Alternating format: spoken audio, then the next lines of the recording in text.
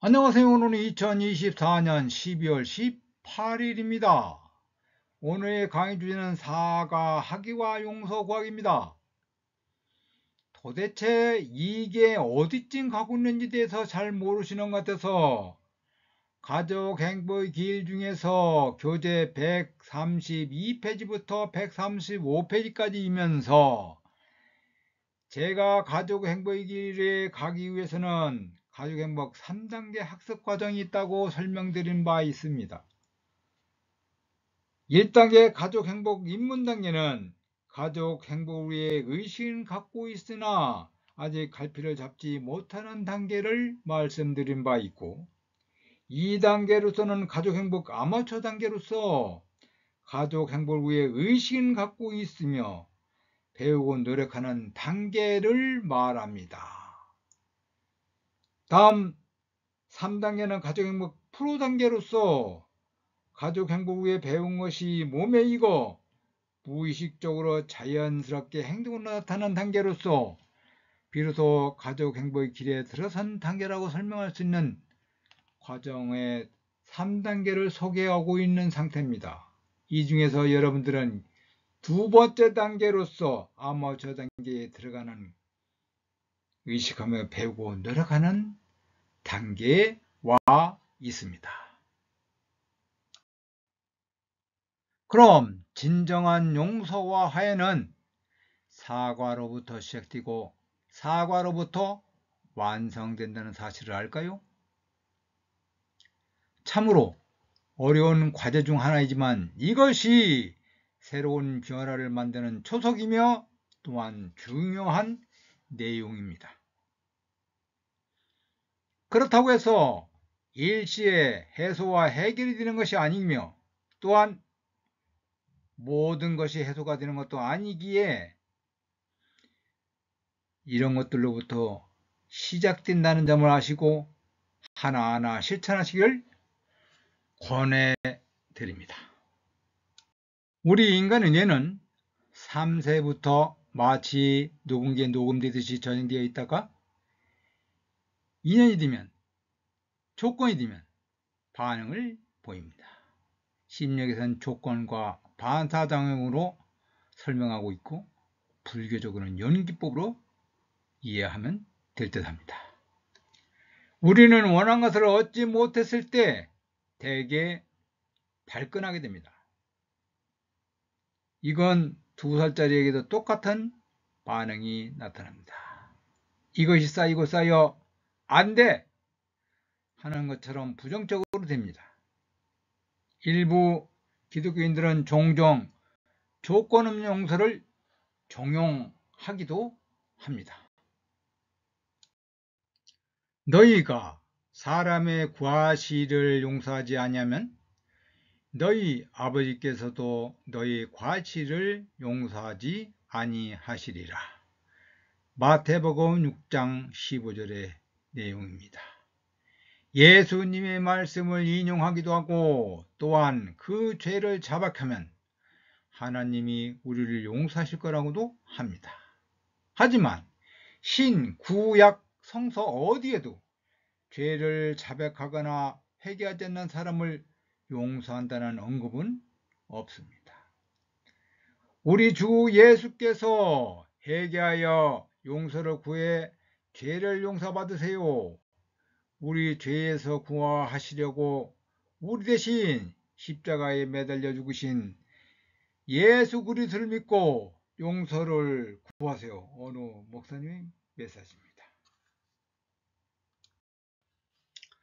예수님은 누가복음 23장 34절에 아버지시여 저희를 사하여 주옵소서 자기 하는 것을 알지 못함이나이다 라고 기도하셨습니다. 또한 사도행전 2장 22절부터 24절 40장 41절에 예수님은 자신을 죽이는 자들이 용서받는 것을 보고 싶은 심경을 피력하였고 그들이 용서받는 것은 자신의 아들을 죽였음을 시인하고 회개했을 때였다라고 하였습니다. 게리 제프먼과 제니 토마스가 언급을 해주었습니다. 용서와 화해는 사과로부터 완성되기 때문에 신체적으로 건강하고 정서적으로 행복하며 인생에 대한 확신을 갖게 된다는 사실입니다. 따라서 누구라도 먼저 하면 사과와 용서가 가능합니다. 그럼 사과는 어떻게 해야 할까요? 먼저 유감 표명을 하는데 미안해 이처럼 말입니다. 다음 두 번째는 책임을 인정해야 합니다. 내가 잘못했어 이처럼 말이죠. 다음 세 번째는 보상을 해야 합니다. 어떻게? 내가 어떻게 하면 좋을까? 이때 상대방의 반응이 나온 후에 뉘우침을 해야 합니다. 다시는 안 그럴게 이처럼 말이죠. 마지막으로 용서를 구합니다. 날 용서해 주어. 이 패턴으로 사과하는 요령을 습득하셔서 기회 있을 때마다 하셔서 대화가 진정으로 통할 수 있도록 하시는 노력이 필요합니다. 앞 내용을 다시 설명을 드리면 유감 표명을 해야 상대가 그나마 마음의 문을 열게 되어 있기 때문에 즉 미안해 라고 하고 다음에는 책임을 인정해야 합니다. 즉 내가 잘못했어 라고 말이죠. 그리고는 바로 보상을 해야 합니다. 이것도 상대방에게 어떻게 하면 좋을까요? 라고 말이죠.